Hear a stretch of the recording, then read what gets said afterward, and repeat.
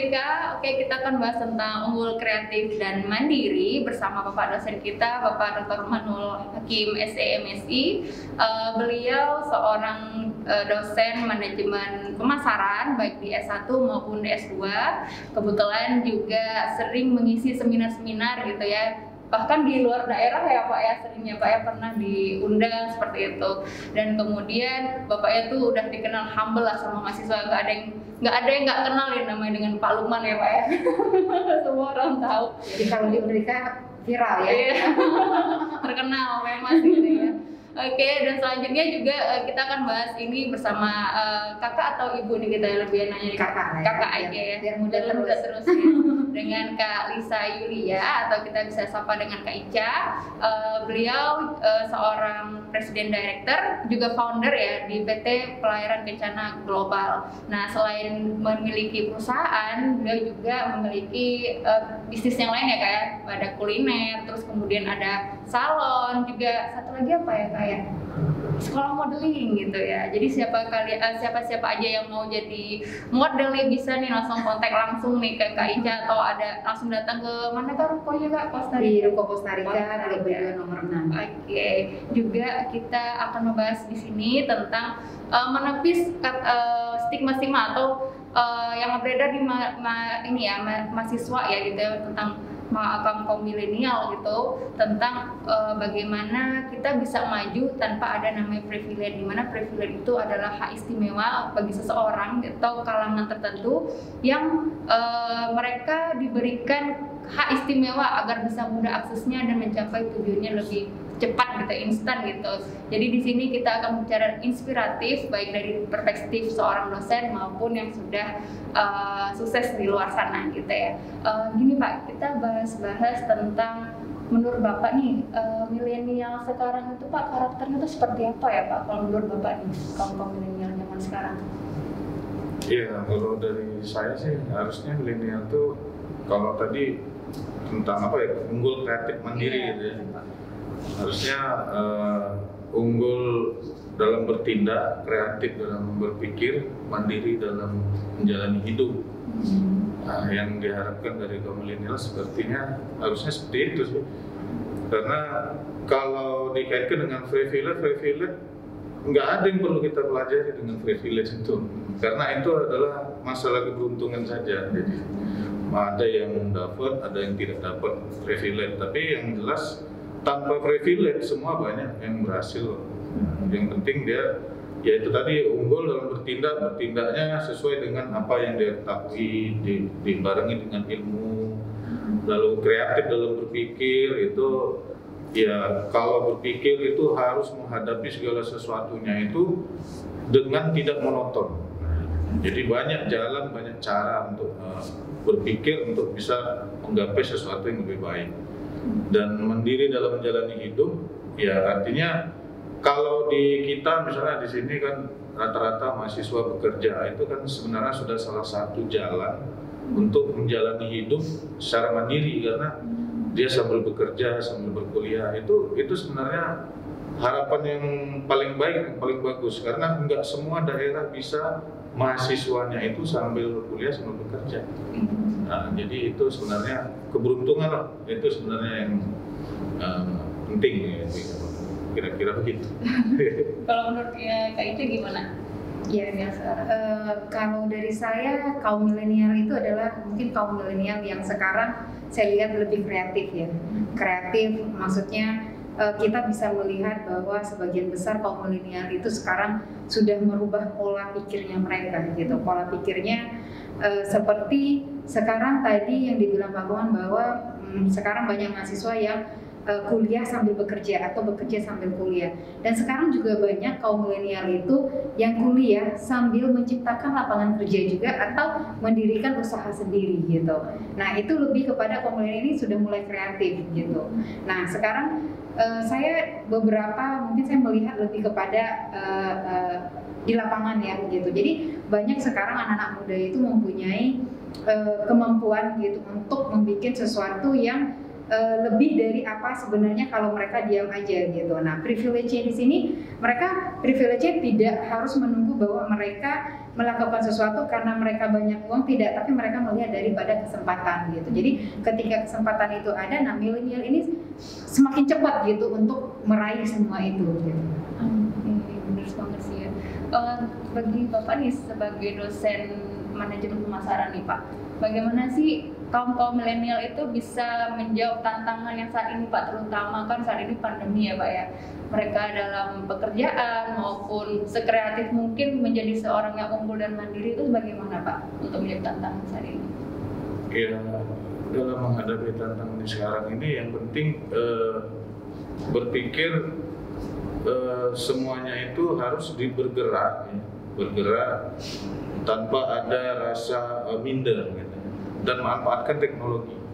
Jadi karena di zaman COVID itu teknologi sangat dibutuhkan, karena memang media itu yang bisa menyambung antara kita dengan teman kita misalnya kan, atau dengan relationshipnya kita, jaringannya kita dengan media sosial, dengan media-media teknologi yang lain. Yang penting jangan sampai kita patah semangat ya. Jadi memang ini adalah zaman yang mungkin menjadi salah satu pembelajaran bagi kita semua dalam menghadapi situasi dan kondisi yang mungkin memang belum pernah kita melaluinya. Mungkin seperti itu. Oke, keren banget. Emang sih kayaknya kita harus terus selalu upgrade ya Pak ya. Jadi memang semua itu berbasis teknologi sekarang besar sekali, dan sosial media pun bahkan aktif berjualan gitu ya. Seperti contohnya ini nih dari teman kita Kombi Cafe ini, kalau misalnya mau ke outletnya langsung bisa ke Tunas Regency ya, itu kafe sekaligus ada mobilnya gitu Pak. Jadi di sini menyajikan kopi, dan ada juga yang bisa tidak minum kopi, bisa juga sambil nongkrong di sana gitu ya. Terus kemudian Kak boleh tanya nih, tadi kan kita dari Pak dosen kan bagaimana milenial untuk menjawab tantangan-tantangan saat ini terutama pandemi ya Kak. Dan bagi Kakak nih misalnya Kakak diketahui backgroundnya bahasa Inggris ya Kak ya, tapi bisa di pelayaran terus kemudian punya bisnis yang lain tuh gimana Kak? Jadi kita kan biar teman-teman tahu nih tidak ada hak privilege atau memiliki privilege, tapi bisa berkembang dan bisa sukses saat ini gitu Kak. Bagaimana? Awalnya itu gimana? Ya, kalau memang background saya kalau kuliah, tapi malah dulu sebelum saya ngambil bahasa Inggris malah saya pengen jadi guru dulu. Saya pengen jadi dosen dulu. Jadi cuman ya itu semuanya itu tidak. Jadi kalau kita ingin melakukan sesuatu, ya kalau misalnya plan ini tidak berhasil, berarti kita harus gunakan plan B gitu. Jadi itulah yang saya lakukan dulu ketika saya ingin menjadi guru, tapi ketika kesempatan privilege itu tidak ada sama saya untuk jadi guru, akhirnya saya merubah haluan. Jadi saya hanya merubah haluan, tapi tujuan saya tetap sama gitu loh. Jadi tujuannya saya pertama, saya pikir saya belajar bahasa Inggris gitu. Mungkin ketika saya bisa berkomunikasi, karena hal yang paling penting itu adalah komunikasi gitu kan. Jadi mungkin saya bisa berbuat sesuatu yang lebih gitu. Jadi ya ketika saya memutuskan untuk belajar bahasa Inggris, saya datang ke Batam. Ya walaupun dulu tujuan saya hanya mungkin sebagai hanya kerja kantoran saja, tapi ya akhirnya dengan memikirkan, bagi saya adalah kamu adalah apa yang kamu pikirkan gitu, maka pikirkanlah kesuksesan kamu gitu. Nah jadi saya memikirkan bahwa saya harus menjadi orang yang sukses. Sukses dalam arti kata saya apa? Sukses untuk keluarga, sukses untuk bagaimana kita menolong orang banyak gitu. Jadi di sini waktu saya mengembangkan, jadi mulainya saya berkarir dulu ya, daily race ya. Jadi saya mulai sebelum saya berbisnis, saya mulai berkarir dulu gitu. Oke. Terus kalau misalnya di dunia kerja nih Kak kan cewek gitu, ketemu mas-mas, abang-abang yang cowok-cowok, kekar-kekar gitu gimana Kak kan cewek gitu tuh, kok bisa milihnya ke dunia pelayaran itu gimana? Jadi saya lebih tertantangnya gini, bahwa orang pernah mengatakan perempuan, kamu memilih jadi ibu rumah tangga atau kamu memilih jadi wanita karir gitu. Nah, saya selalu ingin kalau memang kita bisa dua-duanya bisa kita jalankan, kenapa tidak gitu? Kenapa wanita harus disuruh memilih gitu? Jadi di sana saya lihat bahwa ketika saya mendapatkan kesempatan untuk bekerja di perusahaan pelayaran yang notabene hampir 85% di lapangan itu laki-laki semuanya gitu. Nah, di sini menjadi tantangan terbesar untuk saya gitu. Tantangan terbesar maksudnya adalah bagaimana saya bisa kita tidak akan pernah sejajar gitu, tapi bagaimana kita bisa berkolaborasi gitu, berkolaborasi dengan kaum laki-laki dalam segi pemikiran, dalam segi bekerja, dalam segi bagaimana how to achieve our target gitu. Jadi itu yang saya iniin gitu. Oke. Jadi sahabat Nudrika, ketika kita punya mimpi, kita harus merencanakan itu, kemudian kita harus komit dan kita fokus, dan pastinya akan menuju kesuksesan itu ya Bapak ya, Kak Ica ya. Pak, dalam ini Pak saat mengajar gitu ya, pasti kan ada mahasiswa Bapak juga yang sambil ada usaha gitu ya Pak ya. Itu kalau misalnya dalam dunia manajer pemasaran Pak, hal-hal yang paling penting saat memulai usaha itu seperti apa Pak? Ya, kalau bagi saya yang penting itu yang dilaksanakan.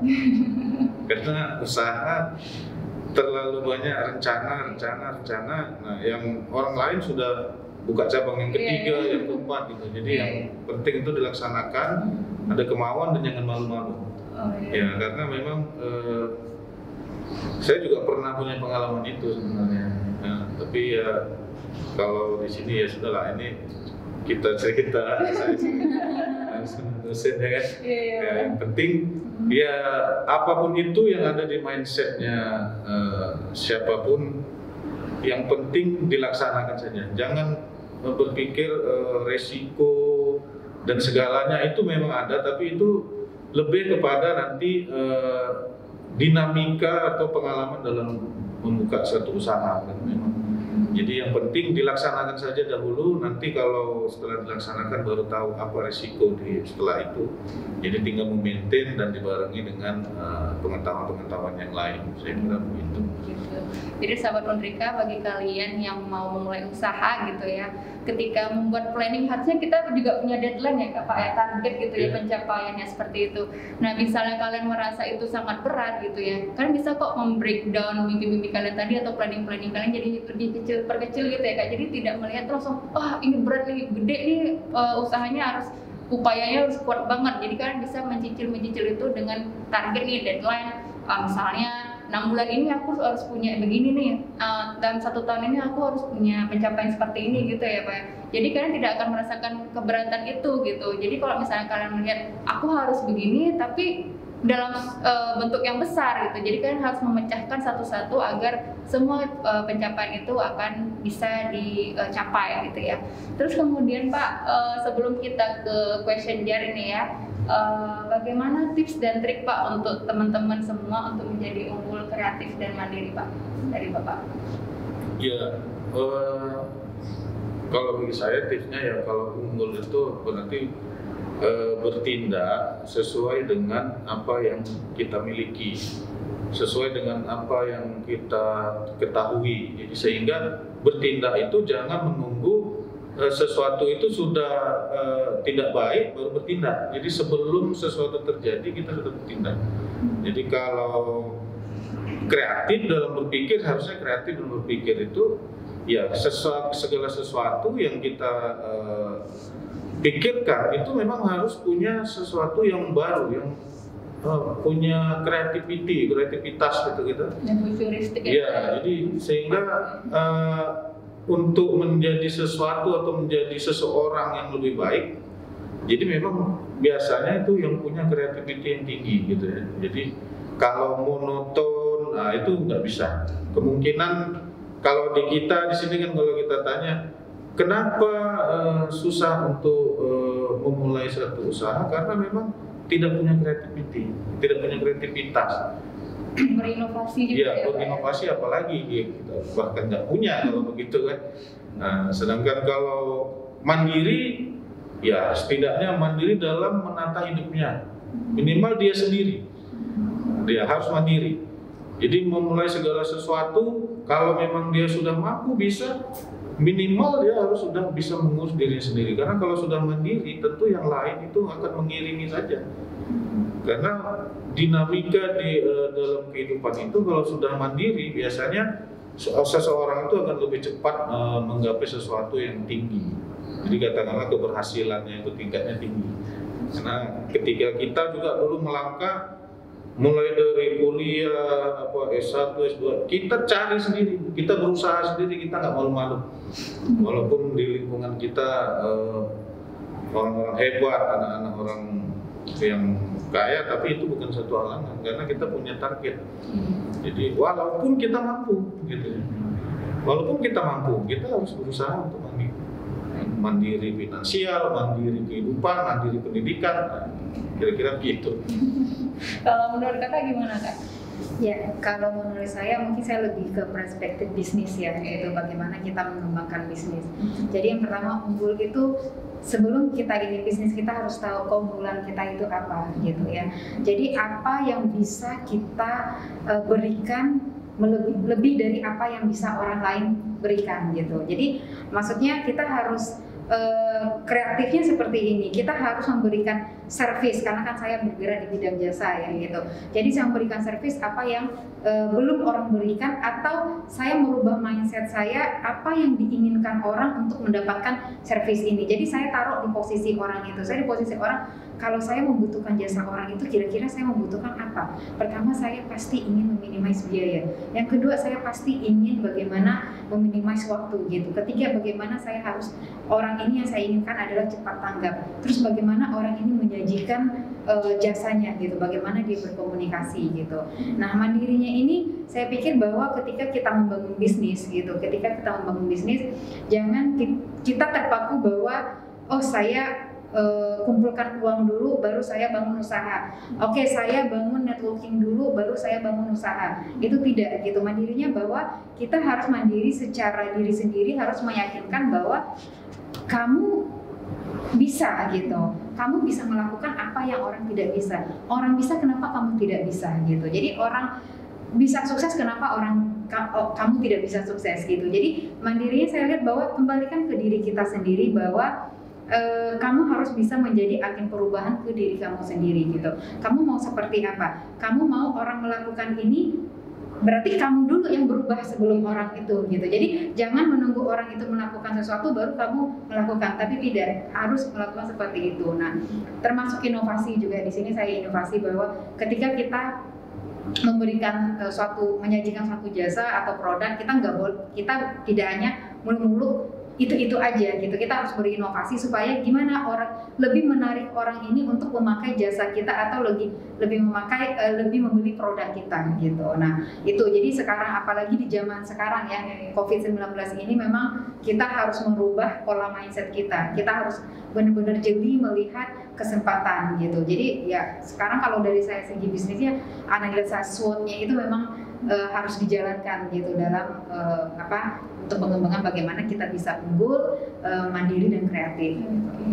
Untuk perlu ketahui ya teman-teman sahabat Unrika ya, Kak Ica ini adalah seorang yang membangun perusahaan ya Kak di tengah pandemi COVID waktu itu. Jadi di tahun 2020 malah merekrut karyawan sebanyak-banyaknya waktu saat itu udah mulai berdiri. Bulan kapan itu ya Kak 2020? Kita itu bulan Maret, tapi mulai openingnya itu bulan Juli 2020. Dan sekarang sudah melebar dan mungkin di media-media udah banyak ya Kak Ica di mana-mana terus mengisi motivasi, inspirasi, bahkan kemarin baru dari Natuna ya Kak ya. Dan kemarin hari Kamis lalu itu di RRI juga seperti itu. Dan memang banyak hal-hal inspiratif yang bisa kita contoh dari beliau dan juga melihat dari sudut pandang akademik seperti itu ya, dan banyak nasihat-nasihat dan tips dan trik dari Pak dosen kita.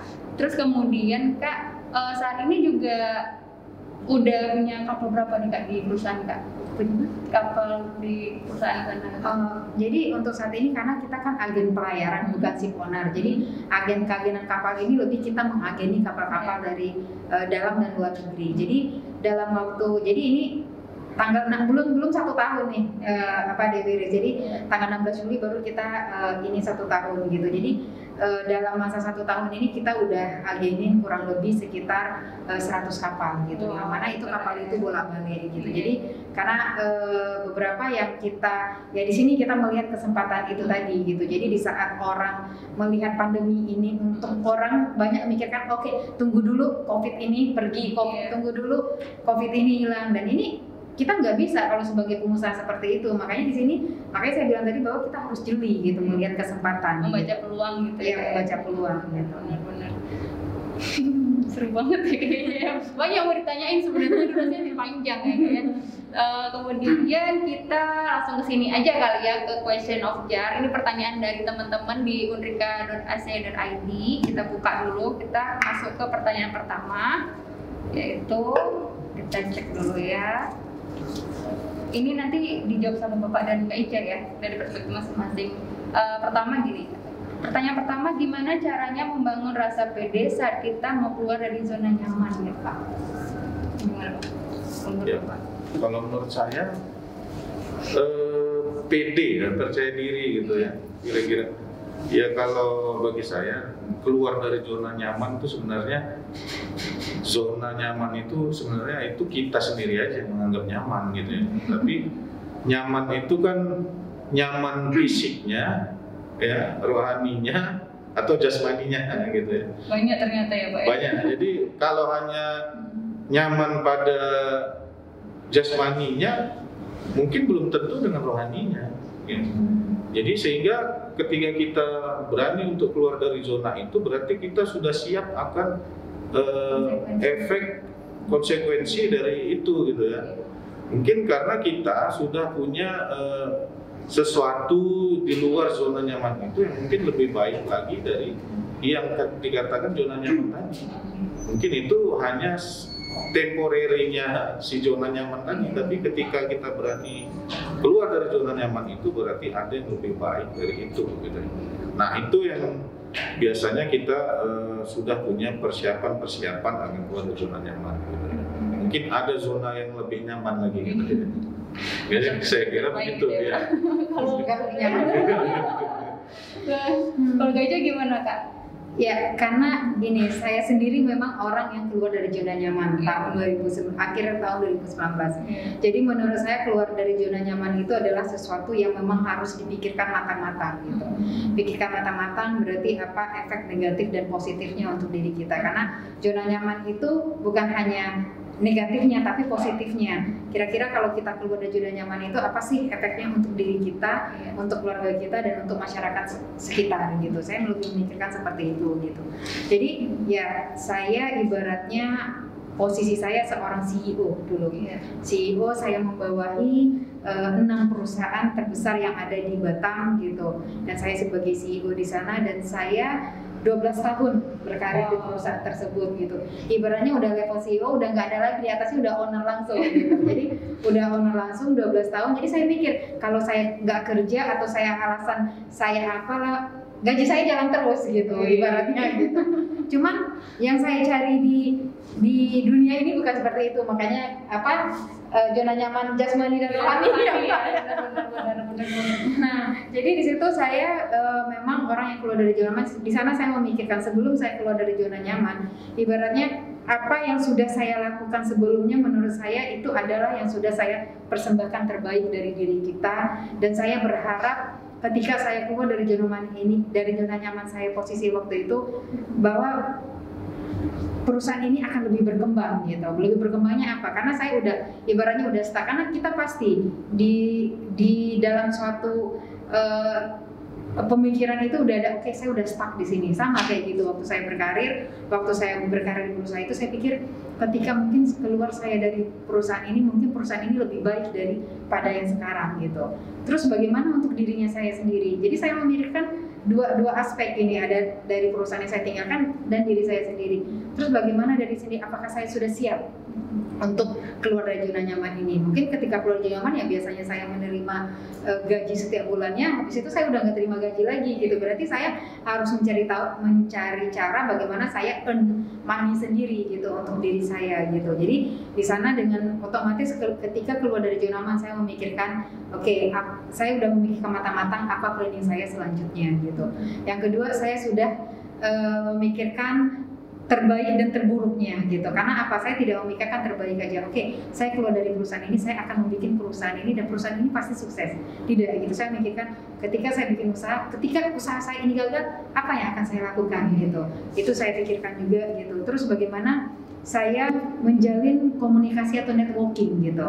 Jadi ketika keluar dari zona nyaman, saya pikirkan, oke, saya keluar nanti siapa nih orang yang menjadi target saya gitu, networking apa yang akan saya lakukan, baik itu dari segi pemerintahan maupun itu customer sendiri gitu. Nah, yang kelima berarti saya udah memikirkan bagaimana untuk ya pendanaan gitu. Ini kalau saya bikin usaha ini, nah berarti dengan seperti ini, apakah saya udah bisa nih siap untuk melakukan ini. Jadi hal-hal kayak gitu yang saya pikirkan untuk keluar dari zona nyaman gitu. Jadi zona nyaman itu menurut saya adalah sebuah tembok besar gitu, bagaimana sudah kokoh, sudah kuat gitu, bagus gitu, dan saya berani gitu gebrak dinding itu, sehingga ketika saya keluar, berarti saya keluarnya itu bukan merobohkan dinding itu gitu, tapi saya keluar, saya buka gimana celahnya, saya cari celah untuk keluar dari zona nyaman itu, sehingga ketika kita melakukan sesuatu itu berjalan dengan lancar gitu. Wow, keren. Oke, kita lanjut lagi ke pertanyaan yang kedua ya dari sahabat Merdeka ya. Pertanyaan kedua adalah, semua orang pasti pernah mengalami down, pasti dengan sudah berusaha semaksimal mungkin. Gimana untuk bangkit lagi? Gimana Pak Dokter? Ya, kalau itu berarti kembali lagi ya, tugas manusia kan memang di dunia ini berusaha. Iya Pak. Jadi ketika berusaha sudah sekuat mungkin, sekeras mungkin, tetapi hasilnya tidak sesuai dengan apa yang kita inginkan, berarti kita kembali lagi ke Tuhan gitu kan. Ya dengan berdoa dan terus berusaha kembali agar kita mungkin menunggu waktu kapan kita bisa kembali lagi sesuai dengan apa yang kita inginkan, dengan harapan ya ketika usaha-usaha atau pekerjaan-pekerjaan dilakukan sudah sesuai dengan apa yang kita mampu, tetapi hasilnya tidak sesuai dengan apa yang kita inginkan, ya kita kembali lagi pada Tuhan, kita mungkin berdoa untuk supaya lebih baik lagi ke depannya. Bijak sekali Bapak dosen kita, Masya Allah.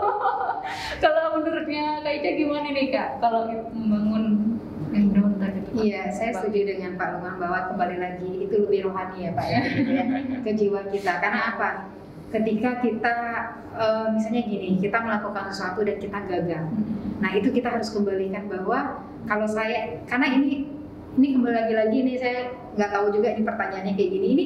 Saya lebih kepada diri saya sendiri gitu, karena ketika saya keluar dari zona nyaman itu, saya bikin perusahaan gitu ya, berpartner sama itu, perusahaan saya itu gagal. Jadi ketika saya bikin perusahaan pertama, itu perusahaan itu gagal. Itu saya ibaratnya dalam dua bulan itu, 1 bulan itu tuh saya downnya minta ampun gitu. Jadi saya benar-benar down, saya ibaratnya saya mikir saya seorang CEO 12 tahun, gimana semua orang menyanjung saya, gimana semua orang mengatakan saya adalah seorang wanita muda yang berhasil berkarir, yang udah memimpin perusahaan. Ketika saya keluar dari perusahaan itu dan saya bikin usaha dan usaha saya itu tutup, perusahaan itu tutup gitu. Nah di sana itu tuh benar-benar down banget gitu. Nah tapi caranya saya sama seperti Pak Lukman tadi, saya kembalikan. Ya Allah, saya pikirkan kalau memang ini jalannya, saya tidak bisa berusaha, ya saya ikhlaskan ya Allah gitu, saya bilang gitu. Tapi apa nih yang bisa saya lakukan gitu untuk selanjutnya gitu. Memang ini sudah gagal ini, berarti plan A saya udah gagal nih, berikanlah saya plan B gitu. Nah jadi ya waktu itu ya saya mau nangis, saya nangis sekuat-kuatnya gitu. Saya malu, memang saya malu, saya di rumah aja. Saya nggak berani ketemu orang, saya nggak berani. Saya biarkan itu, saya serahkan sama yang di atas gitu. Ya udah, berarti cara saya pertama saya kembalikan kepada yang di atas. Habis itu saya meditasi diri sendiri. Saya tanya, oke, apa yang kamu lakukan kalau kamu gagal? Berarti setelah itu saya sharing sama teman. saya buka karena kita bisa belajar dari Google. Bagaimana? Ternyata ketika saya lihat, saya baca-baca lagi ininya, ternyata semua orang yang sukses itu pernah mengalami hal yang sama yang dengan yang saya lakukan, bahwa mereka gagal dulu bikin perusahaan, bahkan mereka berkali-kali gagal gitu loh. Nah, masa saya cuman kayak gini aja, saya diam aja ya gitu. Jadi di sana ketika ya saya sharing sama teman nih gimana saya ini ya, berarti kamu maksudnya berarti kamu tidak bisa berpartner gitu loh. Mungkin kamu dengan kayak gini jalannya bahwa kamu bisa mendirikan usaha kamu sendiri gitu. Oh ya, habis itu saya sharing lagi sama temannya, Pak ini gimana? Ya udah kamu bikin aja perusahaan, toh kamu punya networking, kamu punya ini. Nah di sini saya pikir ya udah, saya pikir saya berlibur dulu lah gitu sebelum ini. Jadi kan saya ini udah down nih, nggak apa-apa saya puas-puaskan. Saya pergi berlibur, di berlibur itu yang baru saya rewind lagi ini apa, saya susun strategi gitu. Berarti kan mungkin bisnis plan saya kemarin itu belum matang gitu loh. Jadi ketika saya jalani gagal gitu. Nah makanya akhirnya saya bangun usaha sendiri, saya buka perusahaan sendiri, dan alhamdulillah waktu itu tidak sampai 1 bulan saya mendirikan usaha langsung gitu. Jadi yang awalnya orang ini di perusahaan yang lama, misalnya saya udah beberapa kali melakukan marketing gak berhasil, ini dia yang datang ke saya gitu untuk menawarkan untuk mengambil jasa saya gitu. Nah di situ jadi ibaratnya kalau keluar dari keterpurukan itu ya kita kembalikan kepada yang di atas gitu. Jadi habis itu kita meditasi lagi diri kita, terus bagaimana cara kita untuk ini lagi berdamai sama diri kayak gini, berdamai dengan diri sini. Saya pikir orang lain bisa, kenapa saya tidak? Orang sukses pernah gagal, berarti saya bisa dong jadi sukses. Makanya saya bilang, kamu adalah apa yang kamu pikirkan. Saya pikirkan pasti saya akan sukses, pasti niat saya baik, bahwa saya keluar waktu itu bagaimana saya menciptakan lapangan kerja gitu. Jadi ketika mungkin saya berdiri sendiri, mungkin saya bisa menolong orang banyak gitu. Nah di sana apa yang saya lakukan gitu dari Race. Oke. Tapi pertanyaan tadi ya Pak ya, ada pertanyaan terbesit di pikiran saya nih Pak, misalnya kan seperti Bapak sampai menjadi dosen, terus kemudian sekarang sudah dokter, mengajar juga ya Pak D1 dan S2. Ini value apa sih Pak yang diberikan sama orang tua Bapak gitu, sehingga Bapak tuh punya motivasi sampai saat ini gitu Pak, dan pastinya kan memotivasi anak-anak Bapak juga untuk lebih maju lagi. Nah itu apa yang ditanamkan sama orang tua Bapak Pak? Ya sebenarnya yang ditanamkan tuh ketika saya lulus SMA pada saat itu, sebenarnya saya dididik untuk jadi wirausaha. Nah, gitu ya. Maka kenapa saya mulai dari kuliah S1 dan seterusnya itu berusaha untuk mencari sendiri. Makanya tadi walaupun orang tua mampu. Nah, jadi sebenarnya itu cuman mungkin pada saat itu di tahun 2000 ke bawah itu, pada saat itu waktu itu saya menjalankan usaha fast moving consumer good ya, di bidang elektrikal. Jadi saya supplier kemana-mana daerah di Sumatera Utara pada saat itu sampai ke Aceh. Pada tahun 2000 ke bawah memang semuanya urusan cash money pada saat itu. Kita dropping barang bayar lunas, gitu ya pada saat itu. Banget ya Pak. Ya. Setelah 2000 kena krisis moneter, ya krisis moneter pada saat itu lalu mulai berkurang. Nah, jadi rekanan atau customer kita di daerah itu mulai nggak bisa menyiapkan dana untuk membayar, mulai 1 bulan pembayaran dan segala macam, sehingga berpengaruh pada kita pada saat itu, karena kita juga ke distributor kan harus punya pembayaran yang bagus gitu untuk mendapatkan barangnya gitu pada saat itu. Tapi ya mungkin itu salah satu kondisi ya. Terus ketika itu saya mengembangkan ke usaha yang waktu itu tambak udang gitu. Ya memang itu tidak berhasil, udah memang menyedihkan juga. Karena itu mungkin pada saat itu saya masih muda sekali. Dan saya gagal move on pada saat itu. Udah tahu mudanya umur berapa?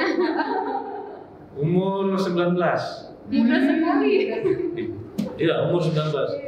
Ya, Itu umur masuk 19. kuliah lah ya Pak ya gitu ya? Iya, sambil kuliah, sambil ya.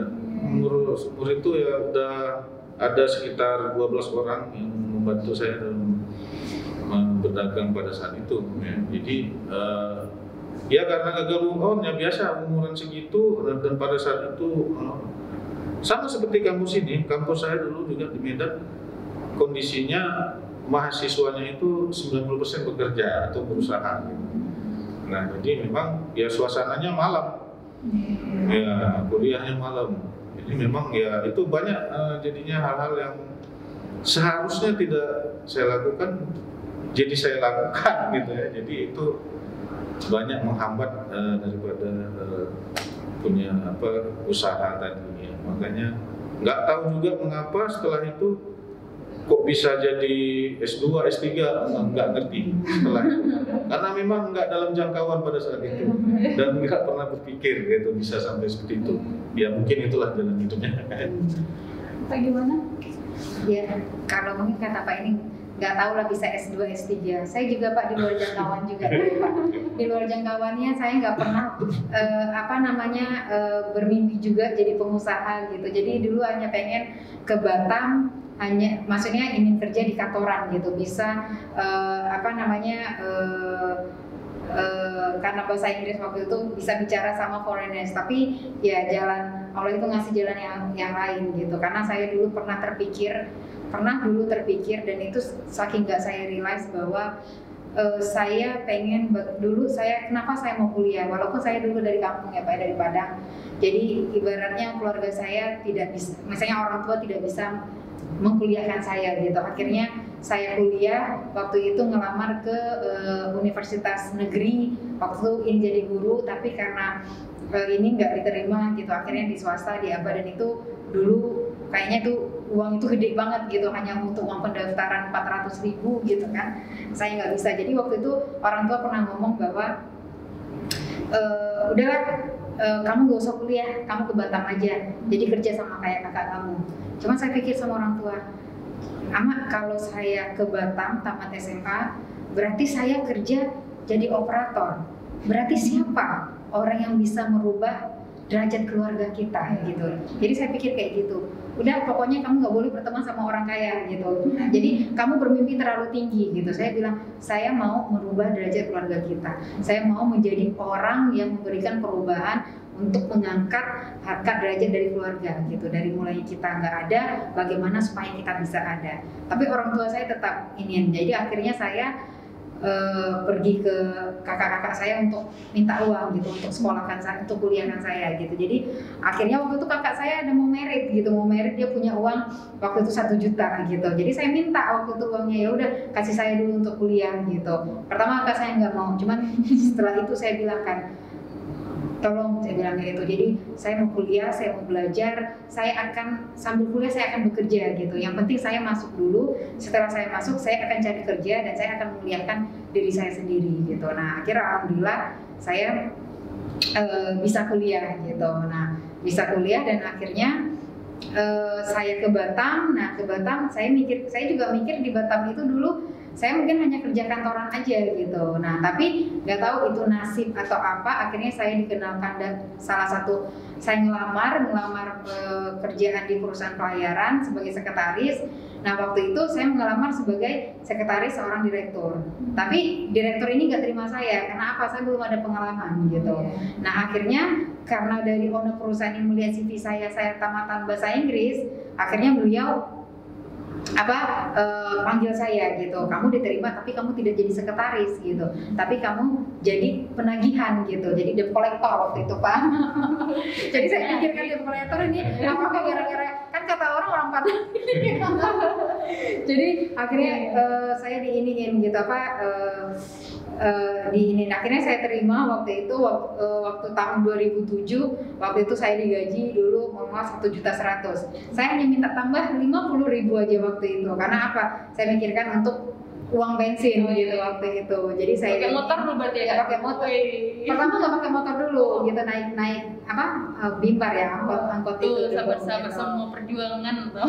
Iya, jadi dulu makanya saya juga mau merubah mindset juga di sini, mungkin dari diri saya ini bawa mindset juga untuk kepada pengusaha-pengusaha. Karena kadang banyak ya perusahaan-perusahaan yang mereka itu melihat dari pengalaman, tapi mereka tidak melihat dari tidak melihat dari kemampuan kitanya sendiri. Jadi ibaratnya anak-anak yang tamat kuliah ini, jadi kadang-kadang kalau fresh graduate itu kadang-kadang ijazah kita di lamaran kita dikesampingkan gitu.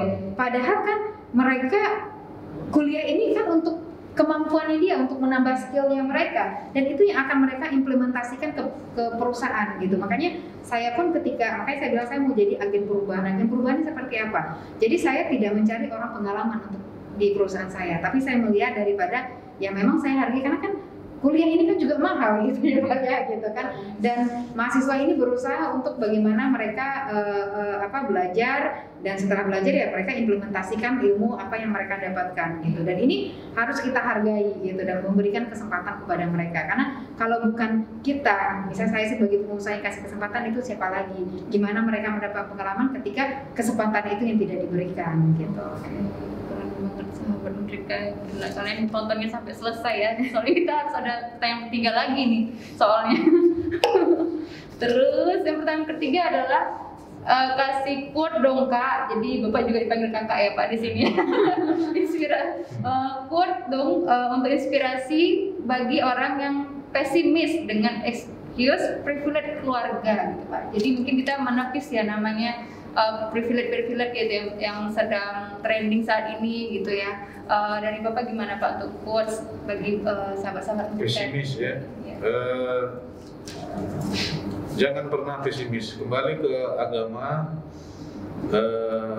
ingat Tuhan, karena kalau di agama saya berarti ketika takbir berarti itu Allah Maha Besar ya. Jadi pesimis itu untuk orang yang tidak punya agama. Jadi usahakan jangan pernah ada pesimisme.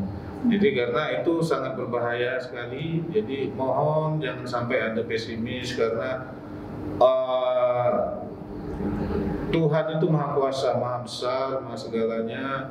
Percayalah, tidak akan ada kita diberikan beban yang terlalu besar atau kesempatan yang mungkin tidak ada, itu tidak mungkin, karena itu percayalah, ingatlah ke Tuhan dan banyak berdoa gitu ya. Kira-kira gitu. Dengan kalau Kak Ica gimana Kak? Ya, kalau untuk orang terbanyak saya menemui orang-orang yang pesimis, karena ada kata-kata nanti kalau saya melakukan ini nanti orang itu bilang apa, tapi kata-kata tapi itu gitu. Jadi saya mau tanamkan dari mindset kita semua bahwa kenapa orang lain bisa, kita tidak bisa gitu. Bagaimana merubah impossible jadi I am possible gitu. Jadi itu kan sebenarnya kan impossible itu dengan I am possible itu cuman katanya hurufnya sama loh, cuman ininya aja yang dijeda gitu. Bagaimana dari kata-kata tidak mungkin menjadi mungkin gitu ya. Terus juga bagaimana kita jadikan juga karena saya pengusaha yang ibaratnya saya ini dilahirkan di zamannya COVID lah gitu. Jadi jangan jadikan pesimis itu sama kayak COVID gitu, COVID-19, karena apa? Itu akan menggerogoti pikiran, perasaan, hati, semuanya. Bagaimana merongrong itu kita jadi sakit. Berarti kalau kita sakit kita nggak bisa ngapa-ngapain gitu. Nah, cobalah dengan optimis gitu ya. Jadi optimis bagaimana kita bisa, kamu adalah apa yang kamu pikirkan gitu loh. Pikirkan apa kesuksesan kamu.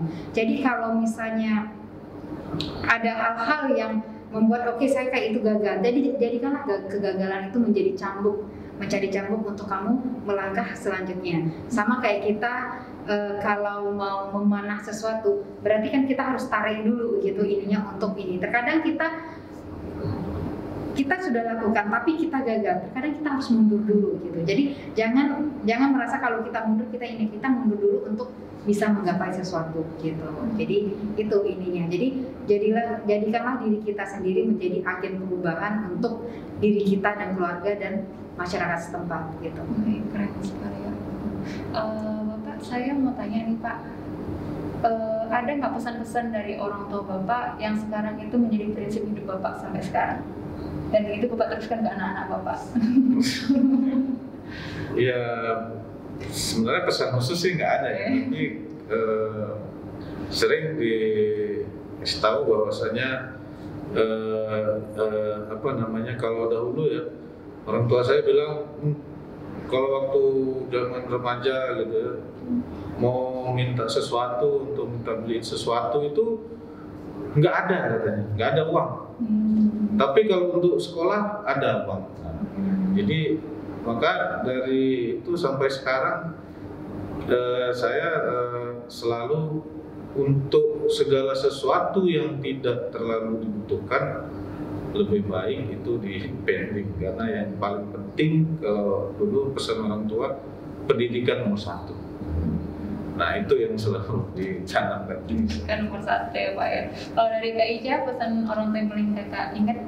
Kalau saya ingat kata bapak saya, karena saya di umur 8 tahun itu kelas 2 SD itu saya udah mulai bekerja gitu. Jadi saya untuk mendapatkan uang jajan itu harus kerja dulu gitu. Jadi kalau di antara teman-teman saya lain mereka tidak harus melakukan sesuatu, mereka udah dapat jajan. Kalau saya dulu enggak. Jadi kayak tirai ini, kalau misalnya tirai bambu nih, nah tirai bambu 2 meter itu yang saya jalin gitu. Itu udah mulai saya di kelas 2 SD gitu. Jadi kalau tamat sekolah itu saya harus jalin tirai dulu sebanyak 2 meter baru saya bisa bermain, atau baru saya bisa dapat uang jajan besoknya gitu. Jadi orang tua saya selalu tidak ada tidak ada hal yang mudah untuk kita gapai kalau itu enggak kerja keras. Jadi kalau kamu mau mendapatkan sesuatu, kamu harus kerja keras dulu gitu. Selalu diingatkan sama orang tua, ingat di atas langit masih ada langit. Ibaratnya apa? Jangan pernah sombong. Sepintar apapun kamu, sekaya apapun kamu, ingat di atas langit masih ada langit. Itu kata-kata yang selalu diingatkan oleh almarhum bapak saya gitu. Jadi kalau saya ngomong bapak, saya selalu sedih gitu loh. Kenapa? Karena ketika saya merintis usaha ini sendiri gitu, jadi ibaratnya saya belum bisa melihatkan ke bapak saya, karena bapak saya hanya melihat dulu kegagalan saya waktu saya ingin perusahaan pertama gitu, dan perusahaan pertama itu gagal.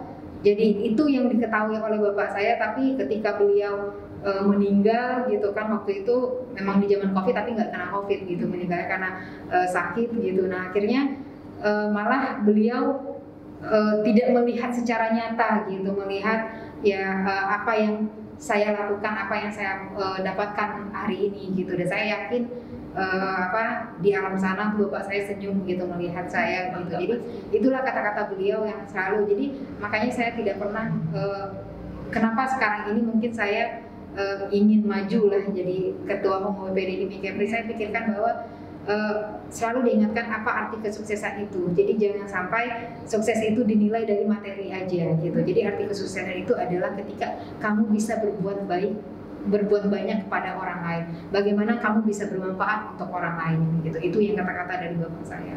Oke. Sahabat Undrika benar-benar sangat menginspirasi kita semua ya, dari pengalaman Bapak dosen kita, juga dari Kak Ica gitu ya. Bagi kalian yang ingin berusaha, terus ingin merubah diri kalian lebih baik lagi, ingat 2 hal sih ya dari Bapak dan Kak Ica tadi. Adalah yang pertama, mengangkat derajat orang tua itu paling utama. Biasanya itu menjadi motivasi yang lebih kuat dalam diri kita ya. Selain pastinya mindset lah gitu, tapi kan tetap ada yang ingin kita capai, itu adalah mengangkat derajat orang tua. Dan kedua adalah berserah kepada Tuhan, takdir Tuhan, dan kita tetap selalu berusaha. Oke, sahabat Undrika, jangan lupa untuk like dan subscribe, dan juga share ke teman-teman kamu apabila ini sangat menginspirasi buat kalian semua. Dan jangan lupa untuk selalu tonton channel YouTube kita dan video-video lainnya. Oke Bapak, Kak Ica, salam unggul kreatif dan mandiri.